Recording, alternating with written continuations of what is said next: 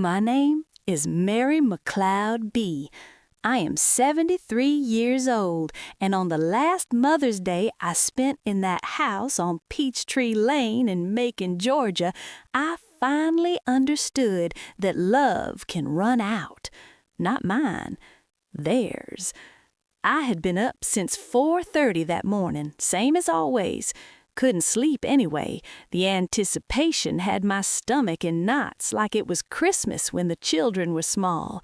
I pressed my good Sunday dress, pale lavender with the tiny white flowers Marcus loved so much, even though I knew way down in my spirit nobody was coming to see it on me.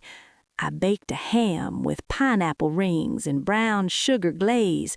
I made macaroni and cheese from scratch, the kind with the 3 cheeses and the breadcrumb top that turns golden in the oven.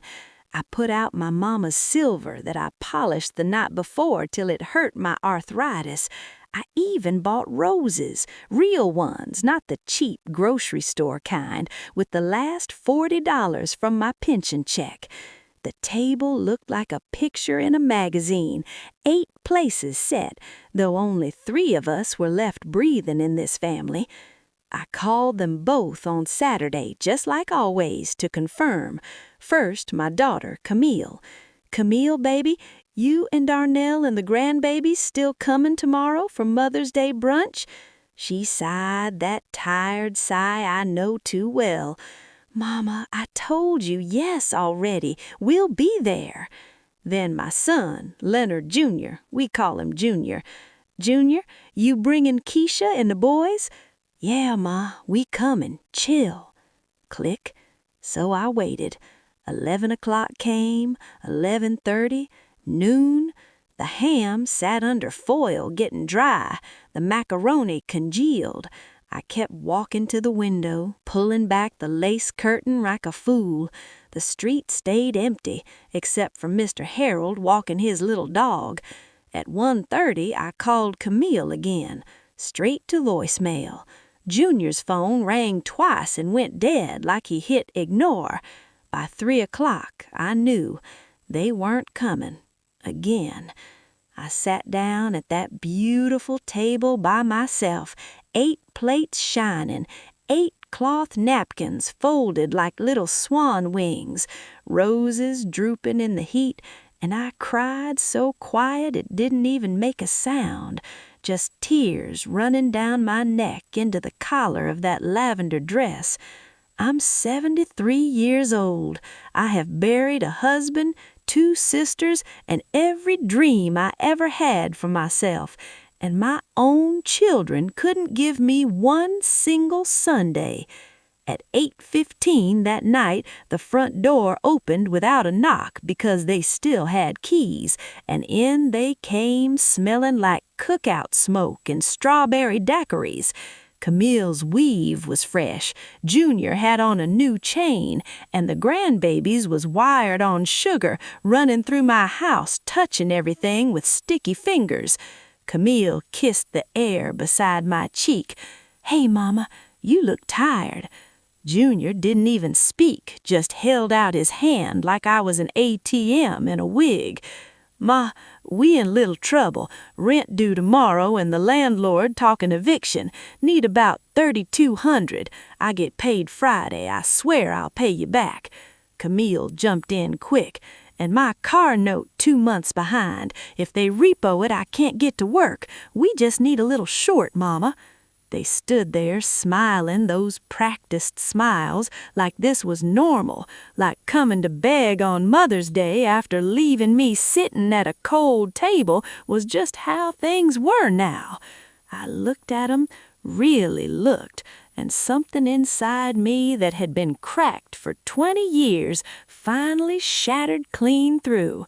I walked to my bedroom without a word, opened the nightstand drawer, and pulled out the Greyhound ticket I'd bought 3 days earlier. One way, Macon to St. Simon's Island, Georgia. Departure this coming Wednesday, 6:05 a.m. I slipped it in my brassiere, came back, and said the first honest sentence I'd said to my children in a decade. No. Junior laughed like he thought I was joking. "Ma, come on now." I looked him dead in the eye. I said no. I'm tired, and I'm done. That was the night Mary McLeod.B died, and a new woman walked out of her skin. Let me take you back so you understand how long I carried them. Marcus, my husband, dropped dead of a heart attack at 46, putting shingles on somebody else's roof. I was 41. Camille was 17, Junior 15. We had $43 in the checking account and a mortgage 3 months behind. I went to work that next Monday cleaning houses in Buckhead, on my knees scrubbing white folks' toilets till my own knees turned to gravel. I cooked for a catering company at night. I took in ironing. I sold plasma twice a week till the nurse told me my veins was collapsing. I did whatever it took so my children would never know hunger the way I did growing up sharecropping in Pulaski County. Camille was beautiful and smart as a whip, but angry. Angry we was poor. Angry her daddy died and left us nothing but bills. She started running with fast crowds, coming home with new clothes I knew she didn't buy at the mall. When she turned 19, she got pregnant by Darnell, a married man twice her age who promised her the moon and gave her 2 babies and a STD instead. I raised those first 2 grandbabies, Darnell Jr. and Latoya, while Camille found herself. Junior was worse. Football scholarship fell through when he tore his ACL senior year, started selling a little weed, then a lot, got caught with enough to do real time, but the public defender got him probation because his mama sat in court crying every day in her maid uniform. I paid that lawyer with money I saved from my own teeth, still missing 3 in the back to this day, but I kept giving. Every time Camille's lights got cut off, Mary McLeod.B paid. Every time Junior was about to lose the apartment, Mary McLeod.B paid. Birthdays, Christmas, car notes, bail bonds, lawyer fees, light bills, diapers, school clothes. I paid. I never went to the doctor, never bought myself a new coat, never took a vacation, never even bought a lottery ticket. All I did was work and give and pray they would see me one day. They never did. I watched them on Facebook living lives I couldn't imagine. Camille in Dubai with some rapper I never met. Junior courtside at the Hawks game in shoes that cost more than my monthly check. Vacations, bottle service, new cars every year, while I ate oatmeal for dinner so I could send 'em 500 here, 800 there. And every time I asked for a visit, a phone call, "How you doing, Mama?" Nothing, just read receipts and silence. So when the first of the month came, there they were, key in the door, hand out. That Mother's Day was the last straw, but the camel's back had been cracking a long time. 3 days after they left, mad because I said no, I called my cousin Rita, who still works at the electric company. I asked her to pull Camille and Junior's billing history. She did. You know what I found? Both of 'em had their power, water, and cable in my name. Had for 8 years. 8 years paying their bills while they posted pictures in Cancun.